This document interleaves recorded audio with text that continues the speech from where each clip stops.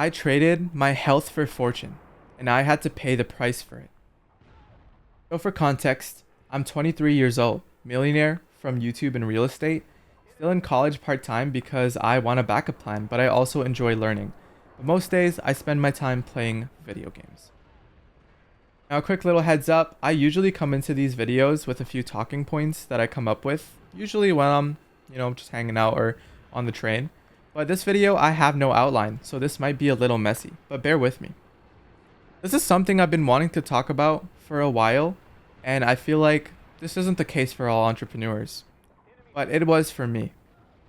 When I was first getting into college, I decided that I needed a way to make money. I needed a way to chase my dreams of financial freedom, and I realized that I had to make sacrifice, and one of these sacrifices was my own health. Now, this really isn't easy to talk about because it's not something that is usually gloated about, but I gained a lot of weight during this time. I wasn't leaving my house because it was Rona. We were in quarantine.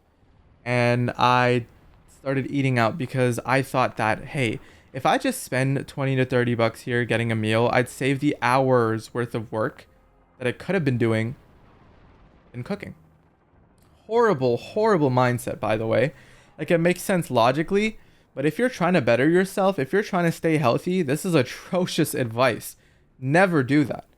I think it was probably one of the worst decisions ever because by the time I made some substantial money, I looked horrible. I didn't feel confident in anything. Anything that I would wear, it wouldn't even fit me. And that was the worst feeling ever.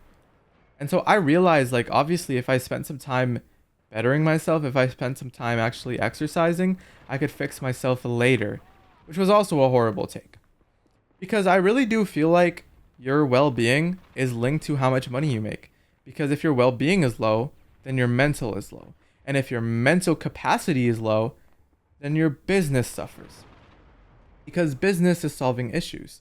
But also business is very stressful. So if you have bad mental, in turn, your business will not succeed. Your business lacks the ability to thrive because you yourself are not thriving. So this is something I'm basically fixing. All of this year, all of a little bit, or half of last year, I've been getting back into biking. I have a gym membership. I've also been doing side quests. So for a lot of people, I feel like losing weight is a very, very hard thing to do. And I could kind of tell you the cheat code that I found for myself, which is to do side quests and have a main quest. Since I'm a college student, my main quest is going to school. I have a huge commute, but most of it is taken on the train. But what I like to do is, instead of taking the easy route where I go all the way to the station and go downhill to my school, I go out of the train a station before and go uphill. This is my daily workout that doesn't even feel like a workout because I need to get to school anyways. You get it? So there is no excuse. If I want to make it to class, I have to do this workout. If I want to make it to any of my classes, any of my exams, any of my quizzes, I have to do this workout. Even if I want to see my friends at school, I have to do this workout. So it really doesn't feel like a workout at all. And that's also another cheat code I have with biking. If you could find a physically active activity that doesn't feel like work, that is another cheat code you can use. So for me, that's biking. But I know for other people, it might be soccer. It could be anything at all. And if you don't have one, that just means you haven't tried enough. Go out there and try some of these hobbies that a lot of people try, and you might like one. And so even if you're one of those weird people that say you don't have it, you might be, I'm not gonna lie, you might be in denial, but that's okay. Go take a walk, bro. Okay, if you don't like physical activity, go take a walk and use the destination as your goal. Let's say you like a certain type of candy or something. So for me, I love Mexican candy. I have this Mexican candy store near my house. That is my excuse. If I go there, I get to get Mexican candy. But to get there, I have to walk there. So that is my mini workout. And so the other side of it is these side quests, which I think are much more beneficial because they make you work out without even feeling like it. So one that I love doing is going with my parents shopping. So when they go shopping, it's usually for groceries, but also I get something out of it too.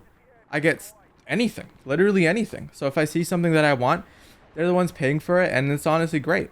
So I enjoy that. And I also get to spend time with them. I get to like check around the store and see what's new. It's honestly just a great experience just getting out of the house for once. And those type of side quests are great. They're a great way of just getting yourself out there without having the need to do something extreme. And they stack up. You keep doing this every time they go out and you just hang out with them, you will get a better body because your body is a result of your inputs, and the inputs is what you need to change rather than aiming for that, toned body. So that's what I believe. I believe if you just focus on the inputs regarding that, it'll go a long way. And obviously, if you're not eating well, that's probably one of the things you should fix the most. Ordering was basically the reason I ended up gaining a lot of weight. And I'm not going to lie to you guys, I wish there was an option where my app store could let me block an app. Because if I could block Uber Eats and DoorDash, I would be so much of a happier person because they make it so easy, bro. Tell me why DoorDash got a battle pass. Make it make sense. But literally, these are addiction softwares. That's what I call them because it's so easy to do things. They make it so nice looking. They just make it so desirable to just order food. And that's one of the most worst things you could do for yourselves. So honestly, if you can get rid of these sorts of apps, great. If you can't, you really do need to hold yourself accountable. So what I ended up doing was every time I order food, I put $100 into my Robinhood account. That was my method. Because then all of a sudden, for me to order food, I have to spend $120 or $130. And that builds up. If you have a habit of doing this, that builds up. And then all of a sudden, you have no more money to spend. Another method I love using is don't put the money in front of you. Simply put the money away. So let's say you know yourself as a person that spends a lot of money. Limit how much money you can actually spend. So I don't even go above $1,000 on my bank account at a given time. I really don't. That's how much I keep. Because I know to run my businesses, I need $1,000 roughly. And that's enough. And if I spend any of that money, I'm not going to be able to pay one or two of my workers. And so all of a sudden it's like, damn. Right? So you could take that example and use it in your own life too. If you only have a set amount of money actually in front of you, that's all you could spend. And all of a sudden you work around it. You adapt to it. So I'm not going to lie to you guys. This is not an easy process. This took me probably 2 to 3 years to figure out. Not even to figure out, to implement. That's the main thing. And only now do I feel like I have a better grasp of what it is that I exactly eat. And even then, it's not like I go on any extreme diet. I simply just do the math on it. If I have less calories in than I have out, I'm chilling. If I'm below my caloric intake, I am chilling. And as long as I hit that, I feel good about myself. I'm now starting to fit back into clothes that I used to wear before. I'm now able to like pick out my outfits better. And I'm able to just enjoy my time out rather than feeling like an awkward mess of fitness, right? And it's important. That stuff is important because it will hold you back from experiencing life. And what is the point of money if not to experience life better and more comfortably? And if you can't even experience life comfortably because of your situation with your fitness and your health, what the hell is the point of any of it? You're just wasting your own time. And so moral of the story, I feel like, is just really value your fitness. That shouldn't be something you should be willing to sacrifice. And if you already sacrificed it, like I did, work on bettering yourself. Like that is another form of wealth. Okay. And it's a very underrated form of wealth. Health wealth is just as important as financial wealth. And this is something that my dad told me.